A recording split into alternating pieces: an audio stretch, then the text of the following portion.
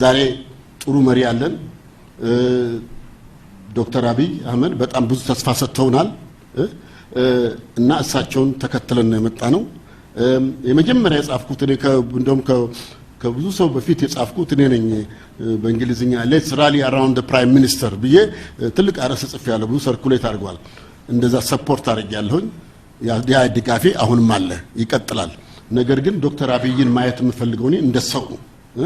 እንደ ሰው እንደማናቸውም ሰው ነው ማየት ያለብን። ችሎታ ያላቸው፣ ጥሩ ስብዕና ያላቸው፣ ዕውቀት ያላቸው ሰው ብዬ ነው ማያቸው እና እንደዛ ስናይ ብቻ ነው መሪዎቻችንን ማስተካከል የምንችለው። እሳቸው የኢህአደግ ሊቀመንበር ናቸው። ነገር ግን ዛሬ ኢህአደግ ኢትዮጵያን አይመራም። ደግሞ እስከ ዛሬ ደግሞ የኢትዮጵያ ሕዝብ ሲሟገት የነበረው ኢህአደግን ነው፣ ሲዋጋም የነበረው ኢህአደግን ነው። እዚህ ኮንትራዲክሽን አለ። እሳቸውን ወደን ኢህአደግን መጥላት ትልቅ ችግር አለ። ያ ኮንትራዲክሽን ውስጥ መውጣት አለባቸው። ከዛ ወጥመድ ውስጥ መውጣት አለባቸው ጠቅላይ ሚኒስትር አብይ። ከዛ ኮንትራዲክሽን ውስጥ እንዲወጡ፣ ከዛ ትራፕ ውስጥ መውጣት እንዲችሉ እንዴት እናግዛቸው ነው ጥያቄው። ብዙ ወዳጆቼ ያለቁበት ሀገር ነው። በውትድርና ሙያ በትግል እና ጭት መሬት መርገጤ በጣም ደስ ይለኛል።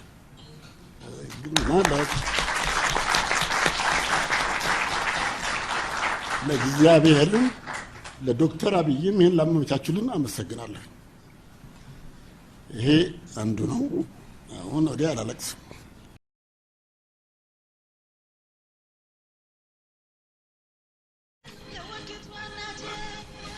ብዙ ወዳጆቼ ያለቁበት ሀገር ነው።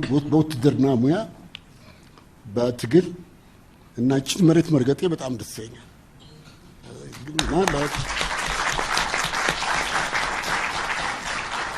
ለእግዚአብሔርም ለዶክተር አብይም ይሄን ላመቻችሉን አመሰግናለሁ።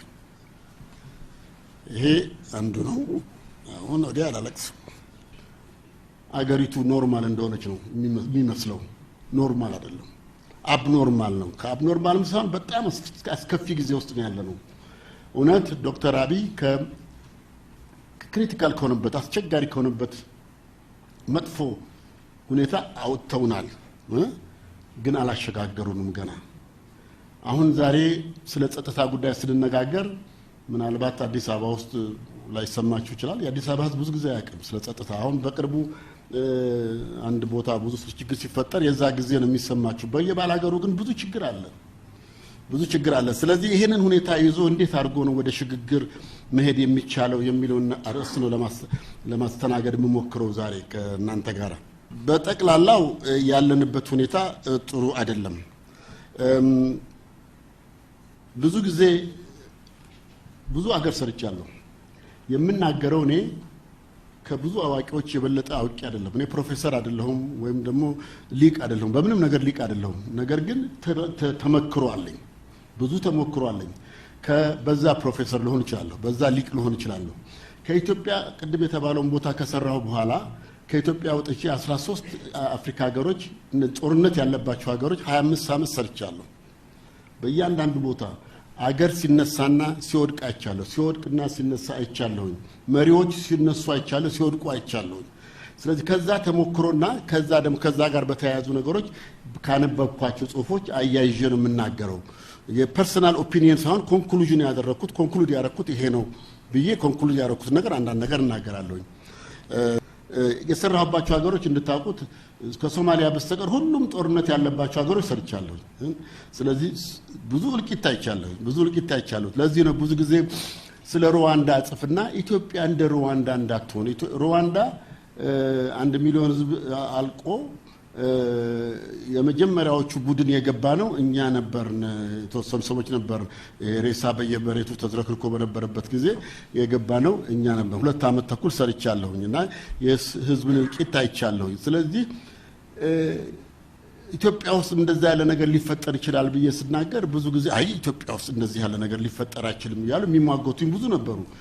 ሰው ነው። ህግ ሲጠፋ፣ ባህል ሲጠፋ፣ ሁሉ ነገር ሲደመሰስ፣ ያ የሚገታን ነገር በሞላ ሲጠፋ ሰው ጨካኝ ሊሆን ይችላል፣ በጣም ጨካኝ ሊሆን ይችላል።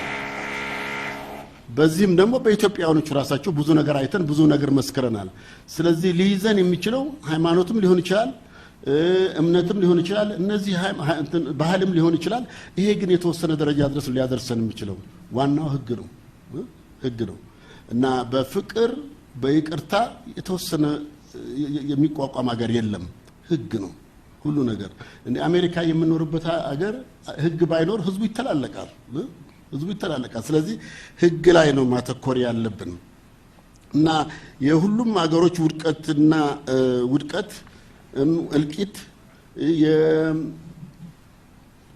ሁሉ ጊዜ የዛ ምክንያት የሚሆኑ እኔ እንደተገነዘብኩት መሪዎች ናቸው ጥሩ መሪ ያለበት ሀገር ጥሩ አስተዳደር ያለበት ሀገር ሰላማዊ ነው የበለጠ ሰላማዊ ነው እና ብዙ ጊዜ ለጥፋት ግንባር ቀደም ሚና የሚጫወቱት ምክንያትም የሚሆኑት መሪዎች ናቸው ሁሉ ጊዜ ሪዝን ማድረግ የማይችሉ አንብበው መረዳት የማይፈልጉ ከሰው በላይ የሚሆኑ መሪዎች ናቸው ሁሉ ጊዜ ጥልቂት የሚያመጡት ትላለች ነው ይጠቀሳል ታዲያ ይሄ ነው በአገራችንም በሌላም በአፍሪካም ሀገር ይሄው ነው እና ዋናው የምትንምለው መጀመሪያ መጥቀስ የምፈልገው መሪዎች ነው መሪዎች ላይ ነው አሁን መሪያችን በአገራችንም ቢሆን የመሪ ጉዳይ ነው የምናገረው ዛሬ ጥሩ መሪ ያለን ዶክተር አብይ አህመድ በጣም ብዙ ተስፋ ሰጥተውናል እና እሳቸውን ተከትለን ነው የመጣ ነው የመጀመሪያ የጻፍኩት እኔ እንደውም ከብዙ ሰው በፊት የጻፍኩት እኔ ነኝ በእንግሊዝኛ ሌትስ ራሊ አራውንድ ፕራይም ሚኒስተር ብዬ ትልቅ አርዕስት ጽፌያለሁ ብዙ ሰርኩሌት አድርጓል እንደዛ ሰፖርት አድርጌያለሁኝ ያ ድጋፌ አሁንም አለ ይቀጥላል ነገር ግን ዶክተር አብይን ማየት የምፈልገው እኔ እንደ ሰው እንደማናቸውም ሰው ነው ማየት ያለብን ችሎታ ያላቸው ጥሩ ፍልስፍና ያላቸው ዕውቀት ያላቸው ሰው ብዬ ነው ማያቸውና እንደዛ ስናይ ብቻ ነው መሪዎቻችንን ማስተካከል የምንችለው መሪዎች ሊመሩን የሚችለው ከጥቂት ዓመታት በፊት እንደምታውቁት አፍሪካን ሬኔሳንስ በክሊንተን ጊዜ ይመስለኛል the leaders of the African Renaissance ተብለው 7 መሪዎች ወጥተው ነበር ወሬው በቃ ዓለም በሞላ the Renaissance መሪዎች ተብለው መለስ እምቤኪ ኢሳያስ ሙሴቬኒ ካጋሜ ኦፍ ኮርስ ካጋሜ 7-6 ነበሩ እና ዛሬ ያሉበት ቦታ ታውቃላችሁ ሁሉም ፎሊ ጣላቸው ራሳቸውን ጣሉ የራሳቸው ድክመት አሸነፋቸው ህዝብ በመጀመሪያ ተቀበላቸው ግን አሸነፋቸው ስለዚህ ያ ነው ዋናው ነገር መታየት ያለበትና መገንዘብ ያለብን ሰውን ካላስተካከል ነው መሪን የምናበላሸው እኛ ነን መጀመሪያ ስለዚህ መሪን እንዳናበላሽ በጣም መጠንቀቅ አለብን ለማለት ነው መሪዎችም ደግሞ ሊማሩ የሚችሉት ከኛ ነው ስለዚህ ያንን መቅሰም አስፈላጊ ነገር ነው በአገራችን ውስጥ የሰፈነውን የጸጥታ ችግር ሁሉ ጊዜ መፍታት የምንችለው በህግ የበላይነት ነው ይባላል ትክክል ነው under normal situations ህግ ነው የህግ የበላይነት ነው ጸጥታን ማስከበር የሚችለው ቅድም እንደተናገርኩት ግን እኔ አነጋገር ግን ኢትዮጵያ ውስጥ ህግ የለም ነው የምለው ህግ ማለት ህገ መንግስት ነው ህገ መንግስት የለም ህገ መንግስት ማለት ደግሞ ህዝብ በፍላጎቱ ተነጋግሮበት ያጸደቀው እገዛበታለሁ ብሎ ያጸደቀው ህግ ነው ህግ ይሄ አይደለም እና ይህ ባልሆነበት ሁኔታ ይሄ ህግ ለዚህ ህግ ተገዢ ይሁን ማለት አይቻልም ኢትዮጵያ ህጉም ሲመሰረት ራሱ ህዝቡ እርስ በርሱ እንዲፋጅ ተደርጎ የተቀረጸ ነው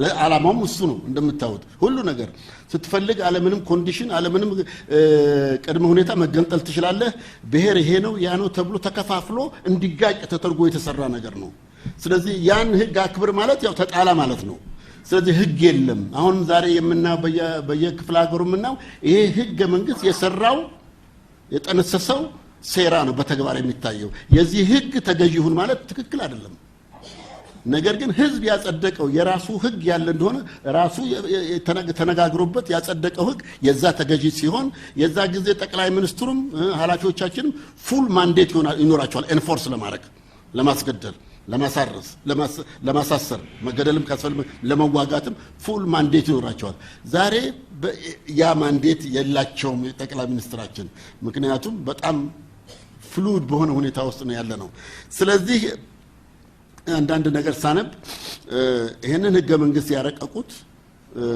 ካረቀቁት መካከል አንዱ ዶክተር ነጋሶ ነበሩ ዶክተር ፕሬዝዳንት የቀድሞ ፕሬዝዳንታችን እሳቸው ደግሞ የአጽዳቂው ኮሚቴ ደግሞ ሊቀመንበር ነበሩ። እሳቸው ስታንዳርድ የሚል እንግሊዝኛ ፕሮግራም ኢትዮጵያ ውስጥ ያለ ሲጠይቃቸው በእንግሊዝኛ ነው የተናገሩት፣ ግን ፓራፍሬዝ አደርገዋለሁ። በጠቅላላው ይሄ ህገ መንግስት ያረቀቅነው ያጸደቅነው በጣም ትልቅ ስህተት ነው ይላሉ። ተሳስተናል እና ተጽዕኖ ነበረብን፣ ለህዝብ ሬፈረንደም ማቅረብ ነበረብን፣ እኛም እንኳን ባናምንበትም ያ ሁሉ አልተደረገም ብለው I fear if something is not done this constitution will not hold the country together አሉ። that's what's happening። ስለዚህ ዛሬ ህዝብ የሚጠይቀው ያ የተሳሳተው ኮንስቲቱሽን ያ ህገ መንግስት ይጽደቅ ነው። ሬፈረንደም ውስጥ ይግባ ነው የምንለው። ህዝብ የሚፈልገው በሬፈረንደም የጸደቀ ህገ መንግስት ይፈጠር ነው የምንለው እና ዛሬ የህዝብ ጥያቄ ስህተቱ ይታረም ነው። ያ ሬፈረንደም ይካሄድ ነው። በዚህ ህግ አንገዛም ነው። ይህንን ታሪካዊ ስህተቶች አርመው የኢትዮጵያ ህዝብ የመከረበት ህገ መንግስት እንዲረቀቅና እንዲጸደቅ ነው ጥያቄው። ስለዚህ የኢትዮጵያ ህዝብ ደግሞ ዶክተር አብይ ደግሞ ችግር አላቸው። ህገ መንግስቱ መሰረት ዶክተር አብይ ጠቅላይ ሚኒስትር የሆኑት በህዝብ ምርጫ አይደለም። ጠቅላይ ሚኒስትር የሆኑት በአንድ ፓርቲ ምርጫ ነው። ፓርቲው ባይፈልጋቸው ቢያወጣቸው መንግስት ኮላፕስ ያደርጋል። ስለዚህ የኢትዮጵያ ህዝብ የመረጣቸው ጠቅላይ ሚኒስትር አይደሉም። የኢትዮጵያ ህዝብ የሚወዳቸው ጠቅላይ ሚኒስትር ናቸው። የኢትዮጵያ ህዝብ የሚደግፋቸው ጠቅላይ ሚኒስትር ናቸው። ስለዚህ ጠያቄው ዛሬ እኔ አሻግራቸዋለሁ ብለዋል። እሳቸው እንዲያሻግሩን እንፈልጋለን። ነገር ግን እሳቸው እንዲያሻግሩን እንዴት አድርገን ነው የኢትዮጵያዊ ማንዴት እንዲኖራቸው ማድረግ የምንችለው? እንዴት አድርገን ነው የኢትዮጵያ ህዝብ ተመራጭ ሆነው እንዲቀርቡ የምናደርገው? ያ ነው እንግዲህ መሰረቱ ህገ መንግስቱ ነው ካል ህገ መንግስቱን አጥፍተን እሳቸው ሊያሻግሩን በሚችሉበት መንገድ እንዴት ይሁን የሚል ነው እኔ ለራሴ ጋር የተከራከርኩትና የተናገርኩት። እኔ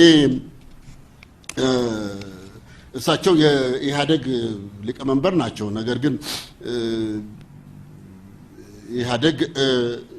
ዛሬ ኢህአደግ ኢትዮጵያን አይመራም።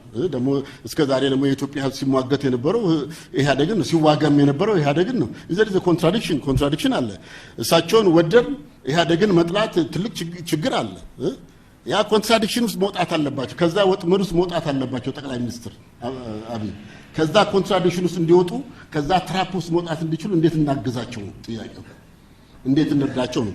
ሌላ የተለያየ ሲናሪዮ አለ። እኔ ዝም ብዬ ፕሪስክሪፕቲቭ ሳይሆን ፕሪስክራይብ አይደለም ማድረገው፣ ዝም ብዬ አይዲያ ነው የምወረውረው። ወይዘሮ መስከረም አበራ በአንድ ሴሽን ላይ 2 ሴሽን ነበር፣ ኮንከረንት ሴሽን አልነበረም። እዛ ላይ አንድ አቀርባ ያቀረበችው ወረቀት ላይ እሷ ፓርላሜንታሪ ይሁን ፕሬዚደንሻል ይሁን አንዳንድ አማራጮች አቅርባለች። እንደዛ ብናረገው ግን ያንንም ለማድረግ ህገ መንግስት መጀመሪያ መቀየር አለበት። ስለዚህ እኔ ዝም ብዬ የምወረውረው ሀሳብ ነው። ሌላ ሀሳብ ሊኖር ይችላል። እንዳትሟገቱኝ በዚህ እኔ እንደ ዳዊት ያቀረብኩት ሀሳብ ነው። ለዲሌማውን ስለገባሁኝ ጠቅላይ ሚኒስትር አብይ በጥናት የተመሰረተ ነው። መቼም ዝም ብሎ ጧት ተነስተው የሚያደርጉት ነገር ሳይሆን ጠቅላይ ሚኒስትር አብይ በአዋጅ ህገ መንግስቱን በአዋጅ ኢህአደግን ይበትኑ፣ ፓርላማው ህገ መንግስቱን ያግዱ፣ እሳቸው በአዋጅ ስልጣን ይረከቡ እና ጠቅላይ ሚኒስትር ሆነው የጊዜያዊ መንግስት በአዋጅ የተቋቋመው ጊዜያዊ መንግስት ጠቅላይ ሚኒስትር ሆነው ያሻግሩ። የዛ ጊዜ የእሳቸውንም ፓርቲ የኦሮሞ ዴሞክራቲክ ፓርቲ መሆኑ ቀርቶ የኢትዮጵያ ዴሞክራቲክ ፓርቲ ይሁን። በጠቅላላ በአዋጁ መሰረት የብሔራዊ ፖለቲካዊ ፓርቲ ይዘጋል። ሁሉም የፖለቲካ ተወዳዳሪዎች ጠቅላላ ብሔራዊ አገራዊ ፓርቲ ይሁኑ። ሌሎች የብሔረሰብ ድርጅቶች የሲቪክ ድርጅቶች ሆነው ብሔረሰቦቻቸውን መብት ያስጠብቁ። ይሄ ሆኖ 2 ዓመት 2 ዓመትን ቢወስድም እሳቸው ያሸጋግሩ። ለማሸጋገር የሚያስፈልገውን ነገር እናገራለሁ። ይሄ የሆነ እንደሆነ እሳቸውን ከብሔረሰብ በላይ ያረጋቸዋል፣ ከብሔረሰብ ፓርቲ በላይ ያረጋቸዋል። ምናልባት ከዚህ ከትራፕ ውስጥ ማውጣት ይችላቸው ይሆናል ነው። አለበለዚያ እንደዚህ ሆኖ በጥገና ለውጥ ኢትዮጵያ ውስጥ ሰላም አናገኝም፣ ፈጽሞ ሰላም አይገኝም። ይሄንን ማመን ያስፈልጋል። ዛሬ በትናንሽ ጉርሻ ተደስተን መኖር አንችልም። ቁጣው እየታመቀ ነው። ውጊያውና እርስ በርስ ግጭቱ እየተስፋፋ ነው። ስለዚህ ያን ፈንዳሜንታል የሆነ መሰረታዊ ለውጥ አድርጎ አዲስ ህገ መንግስት ሰርቶ ወደዛ እውነተኛ ህዝባዊ ወደሆነ መንግስት እና ስርዓት የምንሸጋገርበት ሁኔታ መፈጠር አለበት እና ብዙ ጊዜ ችግሩ ምንድነው? አፍሪካ ውስጥ አንዳንዶች ነገሮች እንደተመለከትኩት አንድ ጥናት ምን 2/3 የአፍሪካ ሀገሮች በትርምስ ላይ ያሉት ለምንድን ነው ይላል? ህገ መንግስቱን የሚያረቁት እና የሚያጸድቁት መንግስቶች ራሳቸው ናቸው። ይሄ ትልቅ ይጣረዛል። በጣም ትልቅ የማይሆን ነገር ነው። መንግስትን የሚመሰርተው ህገ መንግስት ነው አይደለም እንዴ? እንጂ መንግስት ህገ መንግስትን አያወጣም። ስለዚህ መሆን ያለበት እሳቸው እንደዛው ቦታ ሆነው ህገ መንግስቱን በህገ መንግስቱን ሊያጸድቅ የሚችል ሊያረቅ የሚችል አንድ የሽግግር ጉባኤ ማቋቋም አስፈላጊ ነው እላለሁ። የሽግግሩ ጉባኤ የሚደረገው እሳቸው የሚመርጡት ሳይሆን ህዝብ የመረጣቸው ሰዎች ተሰብስበው ሳምንት የሚሆን 15 ቀን የሚሆን 3 ወር የሚሆን 6 ወር የሚሆን ቁጭ ብለው ተነጋግረው ተጨቃጭቀው በሊጋል ኤክስፐርቶች እየረዷቸው ተነጋግረው ለኢትዮጵያ የሚበጅ ረቂቅ ይሄን ይመስላል ብለው ጽንሰ ሐሳብ ያወጡና በጽንሰ ሐሳብ ለአርቃቂዎች ይሰጥና አርቃቂዎቹ ያረቀቁትን ለህዝብ ለሬፈረንደም ያቀርቡታል። ሲናገሩት ቀላል ነው፣ ነገር ግን እንደዛ ይሆናል። ይሄ ደግሞ ጉባኤ የሚያደርገው በዛው በጠን ይሄ ጉባኤ የሚያደርገው የኢሌክሽን ኮሚሽኑን ያቋቁማል። ኢሌክሽን ኮሚሽኑን መንግስት መምረጥ የለበትም። ከሌሁን ብሎ መምረጥ የለበት ስትሮንግ እና ይሄም ደግሞ ህዝብ የኢሌክሽን ኮሚሽኑን እንዲያቋቁም ያደርጋል። የኤሌክቶሬት ህጉን ምን መሆን እንዳለበት ይነጋገርበታል። በዛ ደግሞ የሊጋል ኤክስፐርቶች ተቋቁሞ ያንን ያረቃሉ፣ ለህዝብ ይቀርባል። ሶስተኛው ይሄ ጉባኤ ሊያደርግ የሚችለው ሶስተኛ የእውነት የእርቅ ትሩት ሪኮንሲሊየሽን ኤንድ ጀስቲስ ኮሚሽን ያቋቁማል። ይሄንን በዚህ በኩል ያለውን እነጋገራለሁኝ እና ይሄንን ካደረገ በኋላ ይሄ ጉባኤው እንደውም ነው ጽንሰ ሐሳቡ ይሆናል። ሌላው ሁለተኛው ጉባኤ መቋቋም ያለበት ኢትዮጵያ ውስጥ ሰላም እንዲኖር ይሄ ያልኩት ጉባኤ መቋቋም አለበት። የእውነት የፍትህ እና የእርቅ ኮሚሽን መቋቋም አለበት እና ይሄ የሚመጣው መንፈሱ ከምንድን ነው የመጣው? ትራንዚሽናል ጀስቲስ የሚል ነው። ይሄ አዲስ ኮንሴፕት ነው። ትራንዚሽናል ጀስቲስ የሚል ብዙ ኮምፕሊኬትድ የሆነ ታሪክ ያላቸው የሴኩሪቲ ችግር ያላቸው ሀገሮች እንዴት አድርገው ነው ከዛ መውጣት የሚችሉት? ብዙ ኦፕሬሽን ተሰርቷል። ብዙ ጭካኔ ተፈጽሟል። ያን ሁሉ ህግ ፊት ማቅረብ አስቸጋሪ ነገር ነው። ህጉም አኮሞዴት አያደርጋቸውም። ደግሞ ህጉ ደግሞ ብዙ ጊዜ የምታውቁት ለምሳሌ የኛ ወንጀለኛ መቅጫ ህጉ አጥፊውን ነው የሚቀጣው፣ ተጎጂውን ምንም አያደርግም። ብዙ ጊዜ ፐርፔትሬተሩን ብቻ ለሱ ይቀጣና ያ የተጎዳው ሰው ከዛ ውስጥ ምን ያገኛል? ሬትሪቢዩሽን ብቻ ነው። ቪንዲክቲቭ ተጎዳልኝ፣ ተገደለልኝ፣ ተቀጣልኝ ከማለት በስተቀረ ህይወቱ ተመሳቅሎ ነው የሚኖረው እሱ። ስለዚህ ይሄ እንደዚህ ያለ ጀስቲስ የትራንዚሽናል ጀስቲስ የሰውየውንም እንትን ያደርጋል። ስለዚህ ይሄ ክሪሚናል ፕሮሲኪዩሽን አለው። ትልቅ ወንጀል የፈጸሙ ሁሉ ፕሮሲኪዩት ይሆናሉ፣ ይፍርድ ይቀርባሉ። ከዛ ትሩት ይወጣል፣ እውነት ይወጣል። እውነት ጠቅላላ ሁሉ እንዳለ ይወጣል እዛ ኮሚሽኑ ፊት። ከዛ ሪፓሬሽን ይደረጋል፣ ካሳ ይከፈላል። ካሳ የሌለበት እርቅ ሊኖር አይችልም። ምክንያቱም ተጎጂው ምን አገኘ? ከዛ ውስጥ ካሳ ይኖራል። ከዛ ደግሞ ከዚህ ሪፎርም ብሎ ይሄንን በተመለከተ ከዚህ ኤክስፒሪየንስ ምን ተማር ተብሎ ህጎች፣ አዳዲስ ህጎች ይወጣሉ። ይሄን አይነት መሆን አለበት። ይሄንን አራቱን አድሬስ የሚያደርግ ኮሚሽን ተቋቁሞ በዳይና ተበዳይ ገዳይና የተገደለበት ቤተሰብ ፊት ለፊት ቁጭ ብሎ መነጋገር መቻልና ይቅርታ የሚያስፈልገው ከሆነ ይቅርታ ይጠየቃል። ፍትህ መቅረብ ካለበት ወደ ፍርድ ቤት ይቀርባል። ያ ሁኔታ ፊት ለፊት ውስጥ በጉባኤ ውስጥ ለህዝብ እየታየ ንግግር መደረግ አለበት። ይሄ ፕሮሴስ ረጅም ፕሮሴስ ነው። የላይቤሪያው ፌል ያደረገበት ምክንያት ምንድነው? ራሳቸው ተከሳሾቹ ራሳቸው ለዛ ጥፋት ምክንያት የሆኑት ራሳቸው መንግስት መስርተው ኮሚሽኑንም ያቋቋሙት እነሱ ነው። ማን ይጠይቃቸው? ስንት አመት ሙሉ ተነጋገረ፣ ውሳኔ ያቀረበ፣ ተበተነ። ጠቅላይ ሚኒስትሯም ራሷ ነበረች፣ ፕሬዚዳንቷም ሲርሊፍ ጆንሰን ነበረች። በዛው ውስጥ ከተከሳሹ አንዷ ነች። ስለዚህ እዛ ውስጥም ፓርላማ ውስጥ አባል የሆኑ እነሱ ናቸው። ያ ሊሰራ አልቻለም። ምክንያቱም አንድ እውነት ያልተነገረበት ሁኔታ እውነት ኮምፕሊት ሆኖ እውነት ወጥቷል። ሁሉ የገደለ ሁሉ ቀርቦ ተናግሯል። ያጠፋ ሁሉ ተናግሯል። ምን እንዳጠፋ ወጥቷል። እውነቱ ሀቁ ስለወጣ ዛሬ ሩዋንዳ ከዛ ከከፋ ሁኔታ ያው ሂሊንግ ፕሮሴስ ረጅም ጊዜ ነው፣ ግን ያንን እየተደረገ ነው። የኢትዮጵያ ሁኔታ ከዚህ ለየት ይላል። ምክንያቱም እንደዛ የከፋ ነገር አይደለም፣ ግን ፕሪንሲፕሎቹ ይሆናቸው መንፈሱ ያው ነው እና ይህንን ህዝብ የተጣላና የተቆራቆዘ ህዝብ እንዴት አድርገን እናቀራርበዋለን ነው። የጸጥታ ኃይሎች ጥራት ምን አይነት ነው? ምክንያቱም ለውጥ ሊኖር አይችልም እዚህ ሀገር የጸጥታ ኃይሎች ጥራት ከሌለ በስተቀር። አሁን ላይላውን ነው በቅርቡ የሰማችሁት ያያችሁት። ነገር ግን የጸጥታ ኃይሎች ወያኔ የዘረጋቸው የጸጥታ ኃይሎች ከላይ እስከታች በጣም ተስፋፍተዋል። ክቡር ጠቅላይ ሚኒስትሩ አንዳንዶቹን አንስተው ይሆናል፣ ግን ዝም ብሎ ሰፈፉን ነው ያወጡት፣ ውስጡ እንዳለ ነው። እና ያ ካልጠራ በስተቀር በፍጹም ምንም ለውጥ ማድረግ የትኛው በአንድ አመት ተኩል ውስጥ እንዴት አድርጎ ነው ኢትዮጵያ ውስጥ ተዘዋውሮ አሁን ምርጫ ማካሄድ የሚቻለው? ማንን አስገብቶ ነው? የት ቦታ ሄደው ነው? በዚህ ሰራዊት ተጠብቀው ነው እነሱ በዚህ ፖሊስ ሰራዊት ተጠብቀው ነው እንደ ልብ በየቦታው ተዘዋውሮ መነጋገር የሚችሉት? አይቻልም። ኢምፖሲብል። እዛም አንደርስም። በአሁኑም ሁኔታ እንኳን ያለውን ሁኔታ ለመጠበቅ በጣም አስቸጋሪ ሁኔታ ነው ያለው። የክልሎች ኃይሎች ደግሞ በጣም የክልል ኃይል አሁን እሳቸው ሲናገሩ በጣም የጠራ አለን አሉ። እኔ አልስማማም። በእሳቸው አነጋገር የጠራ ሰራዊት አለን። ወታደሮቹን አይቻቸዋለሁ፣ ሩዋንዳ አይቻቸዋለሁ፣ ላይቤሪያ አይቻቸዋለሁ። የወታደር መሪዎች ሆነው እዛ ኮንቲንጀንሲ መሪዎች የነበሩት።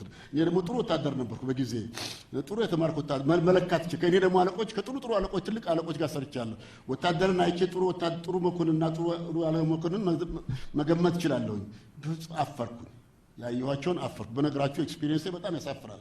ስለዚህ የሚያኮሩ ኦፊሰሮች ብዙ የሉም፣ ያላየኋቸው ብዙ ይኖራሉ።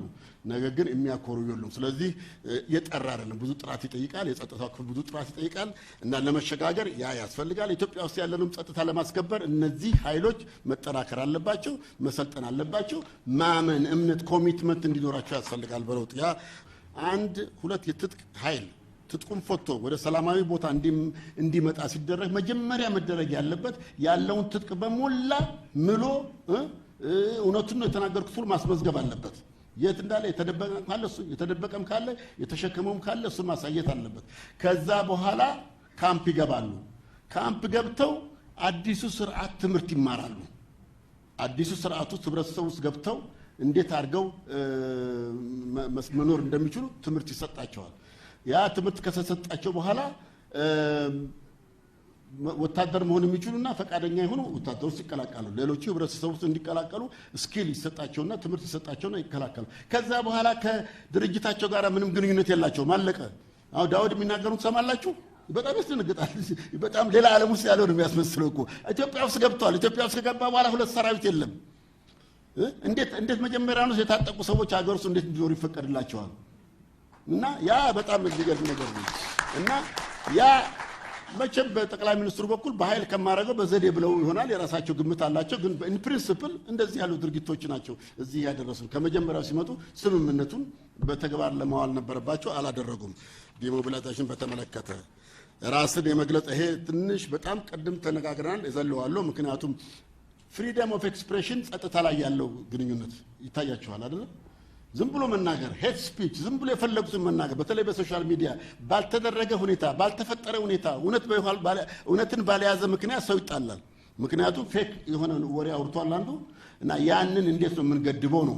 ይሄ ደግሞ ትንሽ ችግር አለው። በተለይ እኛ ሀገር ውስጥ ኃላፊነታቸውን ማወቅ የማይችሉ ወጣቶች፣ ያልተማሩ ሰዎች ዝም ብሎ የፈለጉትን እየጻፉ እንዲናገሩና ህዝብን እንዲያጣሉ መፈቀድ የለበትም። ስለዚህ እንዴት እናድርግ ነው።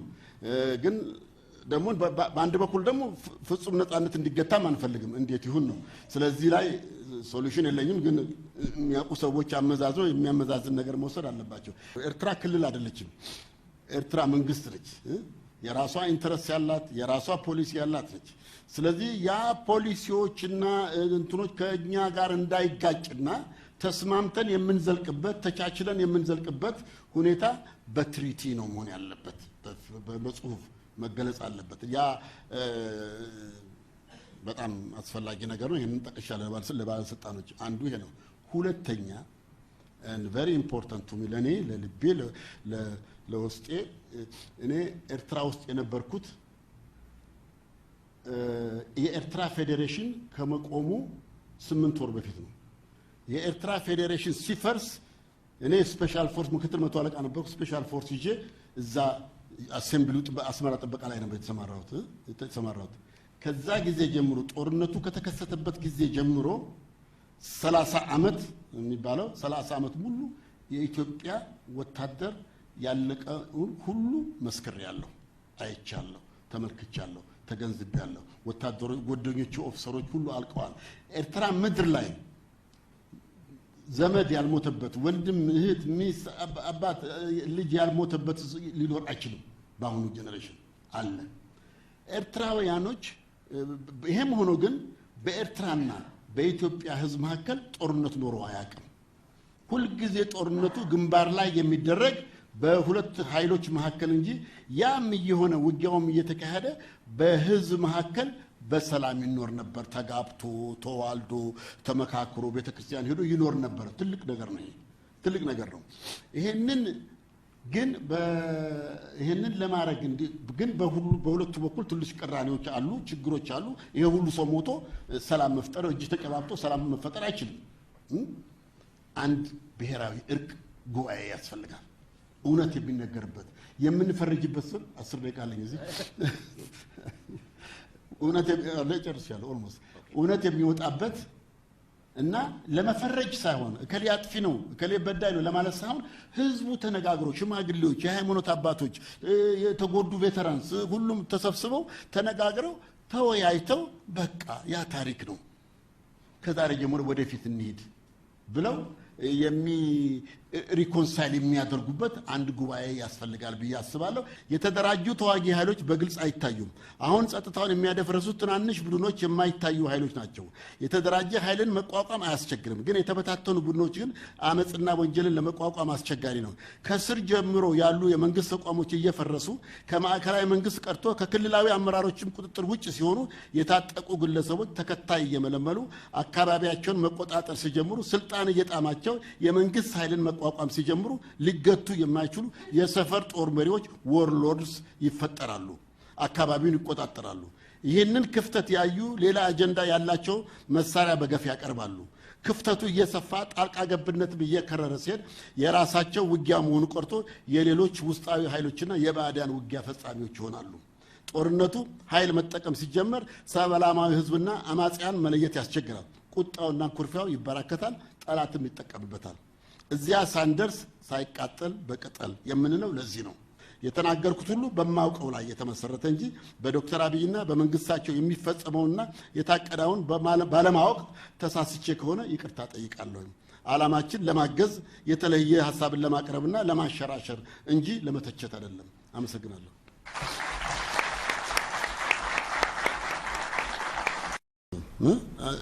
ትንሽ ከዛ አድነውናል ዶክተር አብይ። አሁን ይሄ ከዛ ላይ ያመለጠን ይመስለኛል። እንግዲህ አላቅም ወደፊት የሚፈጠረውን የተደራጀ ኃይል የለም እኮ በአሁኑ ጊዜ እንትን የሚያደርገን አሁን እነ ዳውድን ታያላችሁ። የተደራጀ ኃይል አለን። በአንድ ቀን ጦርነት ሊጠፉ የሚችል ነው ኃይል ያላቸው። አንድ ጊዜ ሲናገሩ ዶክተር አብይ ምን አሉ? ከጠቅላላ ጦሩ ጋር ሲመጣጠን የነዚህ ኃይል አለ የሚባለው ታጠቁ የሚባሉ ኃይሎች ኢምንት ናቸው፣ ግን ያ ኮንሲኮንስ ይኖረዋል በሚል እንትን ጉዳይ የጊዜ ጉዳይ መሰለኝና እነሱ አያሰጉንም። ግን ይሄ የሚያሰጋን ይሄ ዝም ብሎ አናርኪ፣ አሁን በየወረዳው ያለው አናርኪ፣ ዝም ብሎ ህገ ወጥነት፣ ዝም ብሎ ስልጣን መውሰድ፣ መግደል፣ ይሄ ሁሉ እየተስፋፋ ሄዶ የመንደር ሎርዶች ፈጥሮ ወደ ሲቪል ዎር ሊያመራ ይችላል፣ ሽብር ሊያመራ ይችላል የሚል ስጋት ነው። አመሰግናለሁ። በጣም እናመሰግናለን።